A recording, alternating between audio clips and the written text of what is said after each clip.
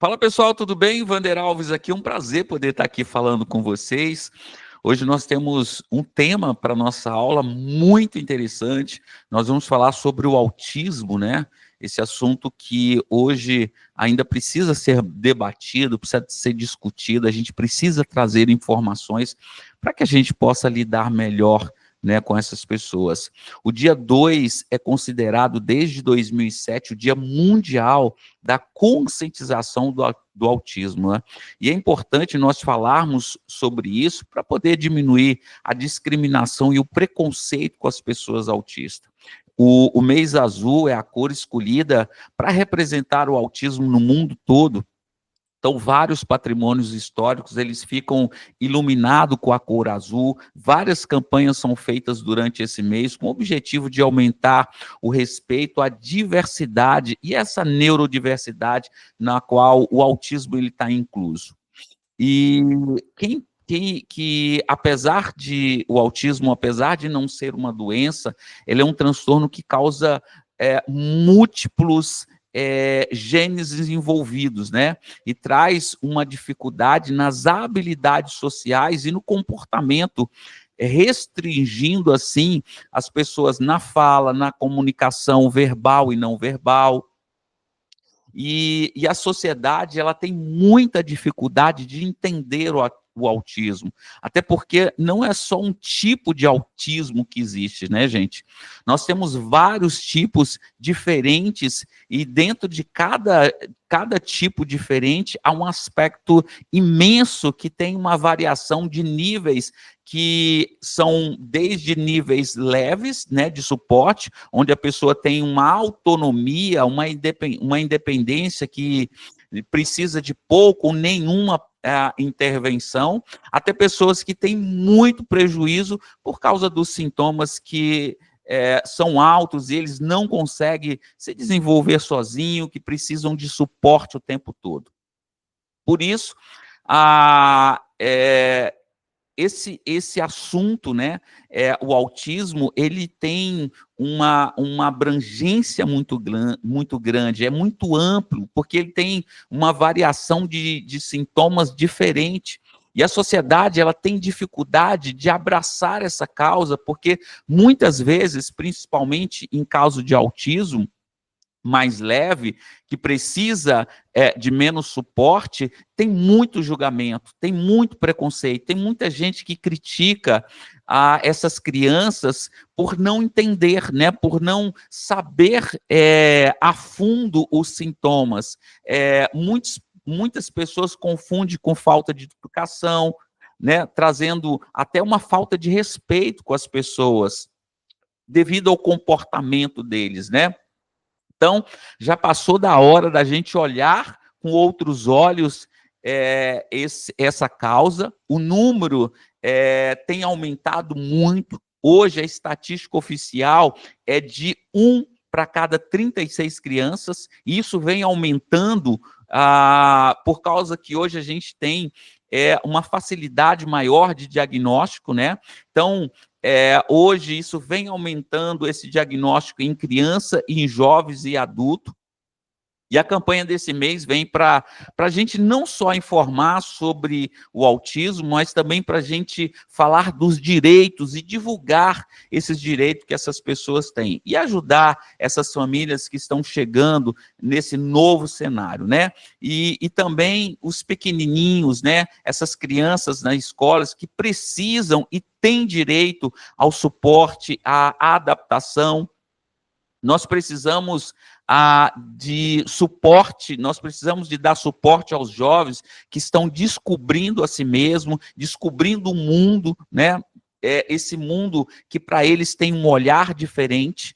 Então, a gente precisa muito hoje entender isso, né? Nós precisamos mostrar aos adultos que eles não estão sozinhos e que eles terão suas necessidades e os seus sentimentos validados. Pelo menos é isso que a gente propõe agora com essa questão de falar sobre o autismo, né?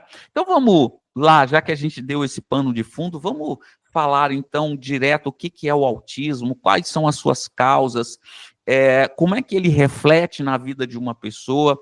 Então, o que é autismo? Autismo é um transtorno global de desenvolvimento infantil, neurobiológico e genético. O que a gente quer dizer com isso? A gente começa a entender que isso aparece sempre na infância, ou seja, ninguém vira autista adulto.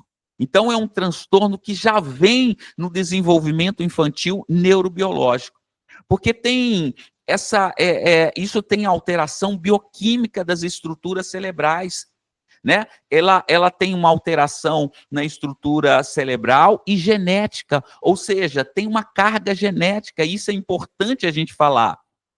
Isso é super importante que a gente entenda que se tiver um histórico na família de autismo, seja de um lado da mãe, do lado do pai, a gente tem que observar, porque às vezes você tem um filho que tem autismo muito grave, mas pode ser também que na história da família já tem alguém que tem um autismo, mas esse autismo ele é leve.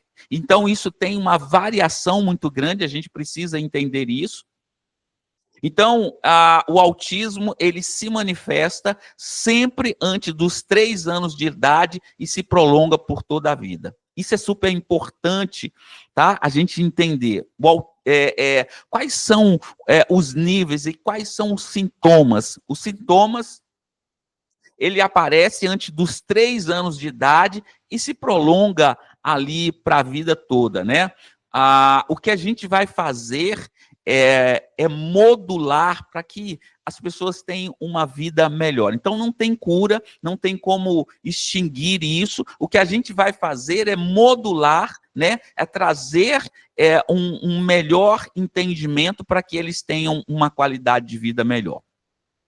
Então, o autismo ele tem essa característica, né? Ele se caracteriza por essa tríade de sintomas. Vamos lá: disfunção social, seja a habilidade de interação social, né? O que tem um comprometimento na comunicação, tanto verbal quanto não verbal, tá? E na linguagem também, e na disfunção comportamental. É importante que a gente entenda que nessa tríade, a coisa mais importante, ou seja, a condição para a gente ter um diagnóstico do autismo, é essa alteração que eles têm na área social e na interação social. Então, para a gente entender isso, para a gente chegar num diagnóstico, a gente precisa entender que a gente precisa entender essa condição, né? Esse diagnóstico do autismo, essa alteração na área social, tá? E na interação social. Então, é super importante para a gente se basear num diagnóstico, tá? Só uma estatística para a gente entender aqui, gente. Estima-se que 70 milhões de pessoas em todo mundo apresentam autismo, sendo que em crianças é mais comum que a AIDS, que a diabetes e o câncer, tudo junto. Se a gente somar essa estatística de pessoas que têm AIDS, que têm diabetes, que têm câncer, somado junto, não dá a proporção de pessoas com autismo. Quer dizer, não é uma condição rara, muitas pessoas acham. O que existe é uma falta de diagnóstico, uma falta de informação para que os pais detectem para que os pais tenham esse entendimento sem preconceito. E os médicos também, né, gente? Olha que é mais comum nos meninos do que nas meninas o autismo, né? Essa proporção é 4:1. Então, a cada 4 meninos, a cada 4 meninas, um menino tem. Então, é mais comum nos meninos. Olha que interessante, no transtorno de ansiedade, nos transtornos depressivos, a gente sempre viu que predomina mais nas mulheres. Com autismo é o contrário, existe mais meninos que meninas, na proporção de 4 meninas para cada uma menina. Quanto mais cedo for diagnosticado e tratado adequadamente, mais nós teremos resultados melhores. E se tiver uma equipe multidisciplinar, mais chances terá de manter uma boa qualidade de vida. Por quê? Porque a gente vai ter professores mais preparados, a gente vai ter pessoas mais preparadas na sociedade, e aí eles vão aprender a interagir, né? Que é a principal coisa que a gente precisa trazer para o autismo, para que eles possam o quê? Desenvolver talentos inativos, desenvolver papéis sociais e adquirir a autonomia e a independência no futuro. Então, isso é muito importante. O grande foco do tratamento é habilitar essas pessoas que têm autismo a ter uma independência no sentido do autocuidado, de tomar suas medicações sozinho, de ter uma higiene social. Isso é um grande desafio para os pais que têm filhos com autismo. Então, nós vamos dizer o seguinte: transtorno do aspecto autista. Hoje, nós, profissionais da área da saúde mental, nós não falamos autismo, nós falamos transtorno do aspecto autista. Por quê? Porque tem uma gama tanto de apresentação, né, quanto de variação. Então, existe uma diversidade, tá, gente? Existem várias apresentações e vários sintomas, tá? Que a gente vai entender. O exemplo disso é o aspecto, o autismo Asperger, quem tem esse transtorno, o Asperger, tem todas as características sem qualquer alteração cognitiva. Então, vamos lá. As diversas manifestações desse aspecto que a gente chama de Asperger, né? São aquelas pessoas que não chega a ter uma clínica exuberante, ou então não chega a fechar um diagnóstico, não tem todos os critérios necessários na intensidade necessária de traços, tá? Mas ele tem um traço, tá? Ele lembra o autismo, mas ele é bem mais flexível, tá? Mas mesmo assim, não impede que essa pessoa sofra e que ela precisa de tratamento, tá? Então, nos traços muito leves, eles não chegam a fechar um diagnóstico, porém, causa um prejuízo na interação e na interpretação social, tá? Então, essa síndrome de Asperger, tá, gente? Ele tem uma manifestação leve, tá? Mas ele causa um transtorno muito grande na interação social, tá? Na interpretação e na interação social, principalmente. A síndrome de Asperger é um autismo leve que não tem atraso na aquisição da fala até os 3 anos de idade. Eles são umas crianças inteligentes, não há retardo mental ou não há déficit cognitivo. Eles realizam tarefas sozinhos, mas têm dificuldade na interação social e de entender o que o outro está sentindo. Né? Eles têm interesse restrito. Eles são muito bons nos que fazem. Eles são hiperfocados, tá? O Asperger, muitas vezes, ele lembra um pouco o transtorno de déficit de atenção, principalmente quando ele tem uma hiperatividade física. Porque as pessoas confundem hiperatividade física com interatividade mental, tá? Então, ele tem uma hiperatividade física, muitas vezes, ele tem um hiperfoco, ou seja, o Asperger, ele é muito dado a ter um talento específico.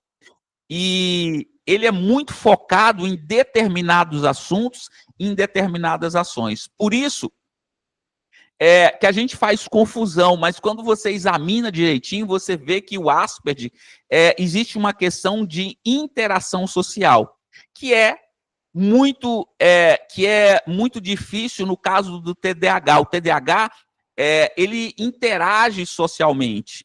Ele pode cometer alguns gafes no sentido de distração, mas ele não tem dificuldade de olhar olho no olho, de manter uma conversa. Então, existe algumas escolas que ainda compara, né, o TDAH, principalmente o desatentivo, né, o desatentivo puro, como se fosse uma espécie de autismo. Mas até hoje não conseguiu provar, não se conseguiu provar isso, tá? Tem quadros que realmente ali o desatentivo puro pode ficar uma dúvida diagnóstica, tá? Então, o Asperger é muito interessante porque ele é muito autodidata. Geralmente ele aprende sozinho a ler, ele escreve, ele não tem nenhum déficit cognitivo, mas na interação você sente que falta uma habilidade de entender o que o outro está falando, de sacar se o outro tá de saco cheio daquele assunto, tá? Então ele fica parecendo uma pessoa inadequada, uma pessoa que não ouve o outro, tá? Que não ouve o outro inadequadamente. Então ele passa como uma pessoa chata. Deu para entender isso? Esse primeiro ponto que a gente falou? Então vamos para outro aspecto, tá? O autismo de alto funcionamento. O autismo de alto funcionamento, ele é parecido com Asperger, mas há um atraso na aquisição da fala, ali aos 3 anos, que não acontece no Asperger. Então, o alto desempenho, ele tem uma diferença que é o atraso na aquisição da fala, ali nos 3 anos de idade, que é diferente do Asperger, que não tem esse atraso. O autismo de alta performance, em geral, ele tem um talento muito específico. Ele é bom, então, ele é muito bom. Então, seria o caso do autismo que ajudou a criar o mapeamento do Google. Porque ele tem uma capacidade, tem um cara que ele ajudou ali a Google a fazer o mapeamento, tá, das cidades, porque ele tinha uma capacidade extraordinária. Então, ele tem essa pessoa que tem a alta performance, ele tem a capacidade de olhar para uma cidade e localizar aquele mapa perfeitamente, como se ele fosse um satélite. Então, esse autismo de alta performance, ele tem esse talento extraordinário. Só que ele tem todos os sintomas de autismo, mas ele tem um atraso na fala que o Asperger não tem. Então, ele é muito parecido, tá, com o Asperger, mas ele tem um atraso na fala, tá? É assim como se fosse um Asperger, mas um Asperger, ele é genial em algo, né? A gente chama isso de alta performance. Então, por fim, a gente tem esses dois tipos de autismo, tá? Agora, a gente vai, por fim, para o autismo clássico, que a gente chama de autismo clássico, né? Os casos mais graves, mais conhecidos, onde a gente tem a dificuldade extraordinária de relação com o outro, um retardo mental grande que agrava mais ainda o entendimento ou o processo de socialização e a dificuldade extrema de comunicação e do contato visual. Então, a criança ela tem muita dificuldade no contato olho no olho, de toque, né? Se expressam mal, não sabem dizer o que querem, são dependentes na dificuldade da comunicação, né? E no contato de resolver conflitos, tá? Eles têm muitos movimentos heterotipos. Então, aquele autismo clássico que repete as coisas, que balança as pernas, que tem movimento heterotipado, né? Então, é um quadro que fica muito claro para todo mundo. Então, esse autismo claro, a gente consegue perceber, né? A gente consegue perceber as alterações de comportamento desse autismo, né? Porque eles são mais visíveis, né? Eles são menos sutis, porque tem a questão da interação e da dificuldade social. Então, a gente tem que explicar um pouquinho como é que ocorre as próprias disfunções na linguagem ou na comunicação. A gente também tem que detalhar um pouquinho mais para a gente entender como é que isso funciona, como é que esses comportamentos deles funcionam, né? Como é que isso acontece no adulto, na criança? Então, eles têm um interesse restrito, tá? Vamos dar um exemplo aqui. É uma criança que tem interesse por dinossauros, por carros, por trem, por informáticas. Eles tendem a querer um tipo de assunto e fica muito focado nele. Por quê? Porque aquilo traz segurança. É como se aquele universo que eles tivessem focado liberasse eles do resto do mundo, né? Esse mundo que é muito agitado para ele, que é muito estimulante, que é muito doloroso para o autismo,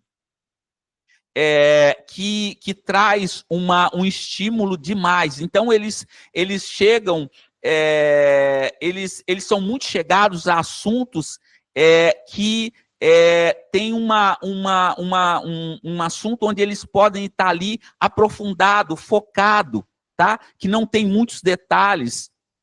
Então, exemplo, é natural que uma criança, por exemplo, ela tem gosta de dinossauro, mas quando essas crianças elas são fascinadas de uma forma absurda, ou seja, em um movimento que passa o tempo todo ali, a gente tem que ficar alerta. Por exemplo, porque tem movimentos repetitivos que a gente falou, então eles estão ali repetindo movimentos. Eles sempre vão seguir um circuito e vão voltar para aquele mesmo ponto de saída.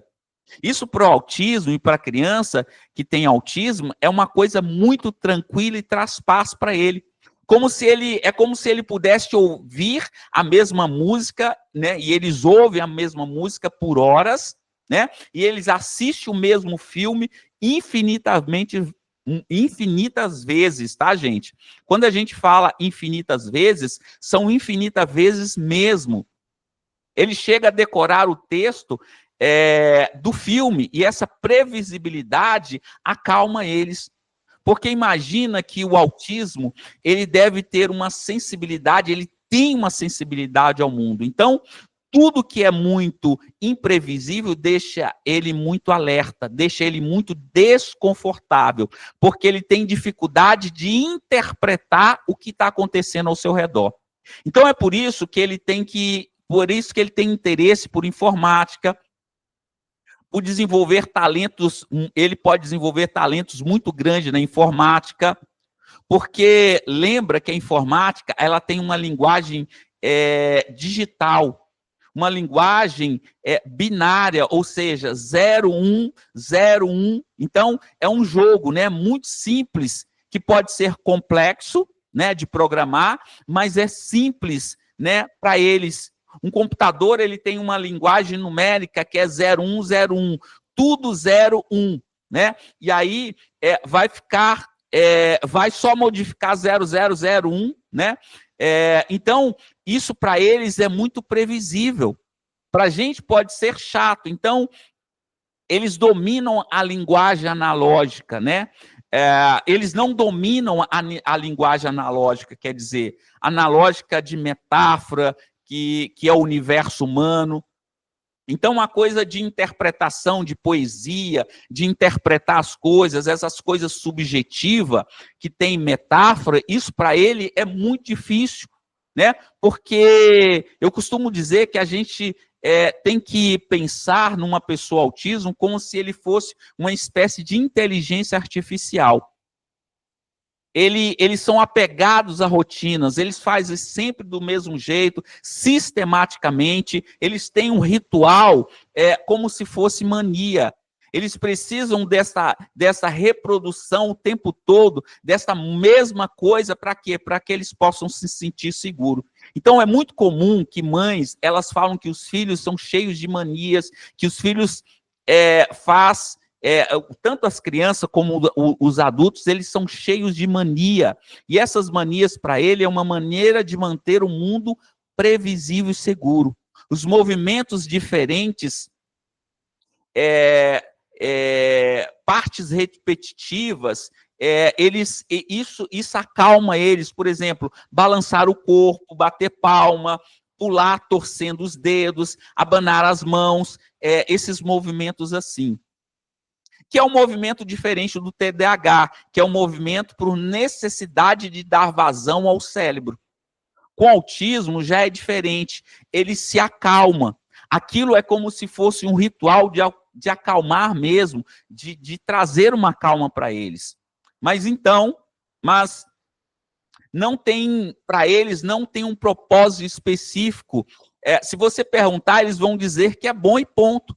Eles valorizam mais a parte do todo do que a noção do conjunto.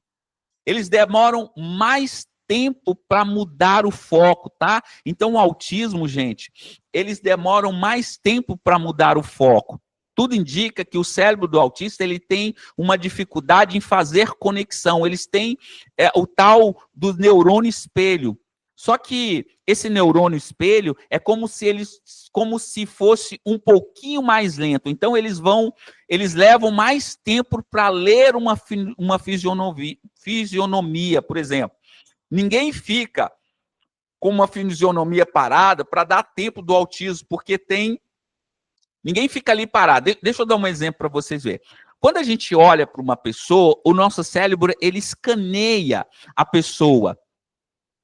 E aí ele vai perceber se a pessoa está triste, se a pessoa está alegre, se a pessoa está gostando daquele assunto, se a pessoa está cansada. Então ele consegue ver a fisionomia. O autismo, quem tem autismo, ele não essa leitura dele é mais lenta. Tá? Então, ele não consegue perceber, às vezes, se a pessoa está triste, se a pessoa está alegre, se a pessoa está gostando. Por quê? Porque ninguém fica parado ali esperando que ele faça essa leitura. Então, ele tem essa dificuldade de entender, de valorizar partes. Então, ele olha para você e ele vê o teu rosto, mas ele não vê se você está fazendo uma fisionomia de saco cheio, de raiva. Ele não está vendo o rosto, né? Por essa lentidão de se conectar com todas as informações. Outra coisa é a hipersensibilidade ao toque, ou seja, ele tem uma hipersensibilidade de pele, de som. Por isso que a gente tem muita dificuldade no contato físico. Então, todas as vezes que você estiver perto de alguém com autismo, respeite isso e deixe que ele, aos poucos, se sensibilize a dar um abraço ou aceitar um beijo ou uma coisa imperativa física assim, tá bom? Gente, eu espero que você tenha gostado dessa aula de hoje, né? Que você tenha entendido um pouco esse universo do autismo, que é muito importante. A gente tem muito mais coisas para falar, mas a gente vai trazer em uma outra aula, em outros aspectos, e eu espero que você tenha gostado muito dessa aula, tá bom? Grande beijo.